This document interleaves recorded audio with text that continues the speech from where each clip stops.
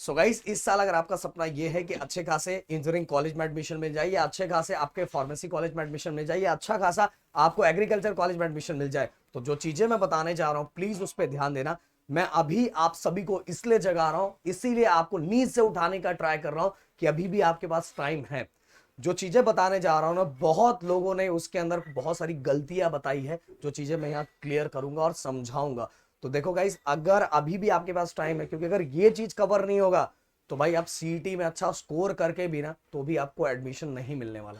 तो भी एडमिशन आप फॉर्म ही नहीं भर पाओगे, आप फॉर्म ही नहीं भर पाओगे, समझ में आए। इसीलिए अभी भी आपके पास टाइम है। अगर अभी आपको जगह दिया जाएगा तो आपके होश ठिकाने आ जाएंगे कि भाई मुझे इतना तो करना ही है। तो देखो, सबसे पहली बात, अगर मैं बात करूं यहाँ पीसीएम एंड पीसीबी, पीसीबी की बात करूं, तो देखो गाइज, आप सभी को पता है कि अगर आप ओपन में हो, अगर आप ओपन में हो तो आपको 45%, हमारे टाइम 50% था, बट अभी ये 45% हो, कई सालों से 45% हो गया, बीच में 50% करने का प्लान चल रहा था। 45% मतलब कहने का मतलब ओपन वाले बच्चों को पीसीएम मिला के 135 मार्क्स चाहिए। ध्यान से सुनना, पीसीबी वाले बच्चों को ओपन में है तो भी 45% उनका चाहिए। 45% मतलब पीसीएम मिला के 135 मार्क्स चाहिए। 135 मार्क्स, अभी रुके रहो, पिक्चर बाकी है। और अगर अगर यही आपका कास्ट है तो आपको 120 मार्क्स चाहिए। कितने मार्क्स चाहिए? 120 मार्क्स, मतलब ये हो जाता है 40%। तो यहां भी पीसीबी वाले बच्चों को भी फॉर्म भरने के लिए, समझ में, इतने मार्क्स हो गए तो आप तो ही आप कैप राउंड का फॉर्म भर पाओगे, नहीं तो आप इलिजिबल ही नहीं रहोगे, फॉर्म भरा ही नहीं जाएगा आपका। आप कितने भी आपके पास पैसे हैं, कुछ भी हो, महाराष्ट्र के अंदर आपको अगर एडमिशन लेना है तो भाई ये फिट रहना पड़ेगा, नहीं तो आपका एडमिशन ही यहाँ नहीं होगा। तो 120 मार्क्स, और 120 मार्क्स मतलब ये हो गया 40%। ओके, ये चीजें हो गई। अब इनकेस एक चीज सबसे अच्छा है कि अगर आपका, मान लो आपने आपने सीएस लिया है, बायफोकल कोई भी सब्जेक्ट लिया है, मान लो जस्ट एग्जांपल सीएस लिया है, आईटी लिया है, इलेक्ट्रॉनिक लिया है, ऐसा कोई भी सब्जेक्ट लिया हुआ है, तो मान लो आपका ये दोनों मिला के, चलो मैं इसको हटा देता हूं, ये दोनों मिला के मतलब कि फिजिक्स, केमिस्ट्री, मैथ, ये तीनों मिला के अगर आप पीसीएम ग्रुप के हो, तीनों मिला के अगर आप ओपन में हो, ओपन में आपका 135 मार्क्स नहीं हो रहा है, या अगर आपका कास्ट भी है तो भी 120 मार्क्स नहीं हो रहा है, तो भाई आपके पास एक ऑप्शन ये आ जाता है कि आप ये केमिस्ट्री को रिप्लेस कर सकते हो किससे? बायफोकल सब्जेक्ट से। जैसे आपका सीएस रहे, आईटी रहे, इलेक्ट्रॉनिक रहे, ऐसा कोई भी सब्जेक्ट है जिसको रिप्लेस कर दिया जाता है और ये दोनों की जगह वो तीसरा सब्जेक्ट ऐड किया जाता है। अब मैंने क्या बोला, ज्यादातर टीचर क्या गड़बड़ बताते हैं, गलत बताते हैं, वो चीजें मैं बताने जा रहा हूं। अब सीएस मान लो 200 मार्क्स का है, बहुत सारे जगहों पे आपको ये ज्ञान दिया जाएगा कि यार 200 मार्क्स का है, तेरे को यहाँ कितना भी कम तो 130 मार्क्स दे दिया जाएगा तो हो गया भाई तेरा ग्रुपिंग क्लियर, बस 5 ही मार्क्स चाहिए। ऐसा नहीं होता मेरे दोस्त। ये 200 मार्क्स के जो भी सब्जेक्ट होते हैं, अगर मान लो 200 में से, अगर मान लो 200 में से आप सभी को मिला है 100 मार्क्स, कितना मार्क्स मिला? 100 मार्क्स। तो इस 100 को 2 से डिवाइड किया जाता है। कितने से? 2 से। तो बस कितना मार्क्स, कितना लिया जाएगा? ओनली 50 मार्क्स लिया जाएगा।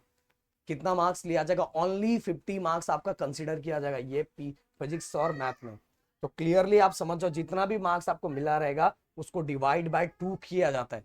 200 मार्क्स का रहेगा तो ये नहीं कि 200 मार्क्स में जितना मिला वो ऐड किया जाएगा। 200 में अगर ऐड किया जाएगा तो भाई ये कितना हो गया? 100 मार्क्स का ये, 100 मार्क्स का ये, 100 मार्क्स का ये, और 200, तो ये 400 का हो गया। 400 का थोड़ी होता है, 300 का होता है। इसलिए जो भी आपके बायफोकल सब्जेक्ट अगर 200 के हैं तो आपको जितने भी मार्क्स मिले होंगे उसको 2 से डिवाइड किया जाता है। क्या किया जाता है? 2 से डिवाइड किया जाता है। और 2 से डिवाइड करने के बाद फिजिक्स, फिजिक्स हो गया, देन इसके बाद आपका वो बायफोकल सब्जेक्ट मान लो सीएस है, देन इसके बाद मैथ है। इसको इस तरह से क्या किया जाता है? ऐड किया जाता है। सेम चीज गाइस यहाँ फिजिक्स एंड बायो, और साथ में अगर कोई बायफोकल सब्जेक्ट है तो उसको ऐड करके देखा जाता है। अगर 135 मार्क्स ओपन में हो रहा है तो आप एलिजिबल हो, आप फॉर्म भर सकते हो, आप एडमिशन का प्रोसेस आगे कर सकते हो। कैप राउंड जो चलता है 1 2 3 कैप राउंड चलता है तो वो कर सकते हो। बट अगर आपका नहीं हो रहा है तो भाई आप चाह के भी कुछ नहीं कर पाओ। हाँ, यहाँ एक चीज ऑप्शन है, 135 की जगह अगर टोटल मिला के 134 हो रहा है तो भी हो जाता है, फॉर्म सबमिट हो जाता है, क्योंकि ऑनलाइन होता है ना, लिख के आ जाता है यू आर नॉट एलिजिबल, ऐसा लिख के आ जाता है। तो 134 होगा तो भी हो जाएगा। तो यहाँ 120 है, अगर 119 भी हो जाएगा, 119 भी हो जाएगा तो भी आपका काम हो जाता है।